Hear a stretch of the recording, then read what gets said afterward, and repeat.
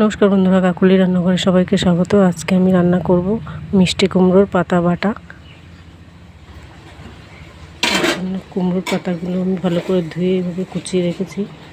আর নিয়েছি কয়েকটা শুকনো লঙ্কা আর রসুন।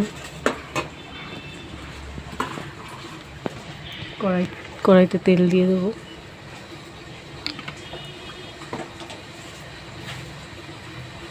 দেবো কালো জিরে,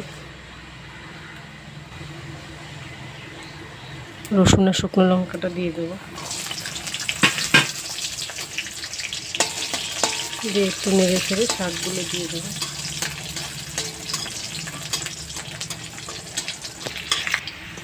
এবার কুমড়ো শাকের পাতাগুলো দিয়ে দেবো। দিয়ে ভালো করে নেড়ে ছেড়ে নামিয়ে নেব।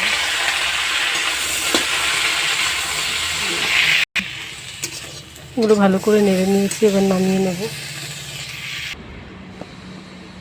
এবার শিলনোড়ায় বেটে নেব।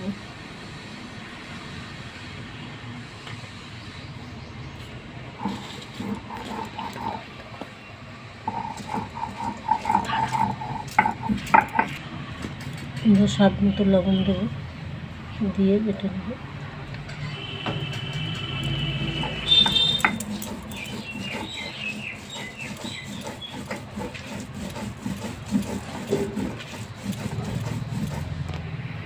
বন্ধুরা, তোমরা চাইলে চাল কুমড়োর পাতা দিয়েও করতে পারো।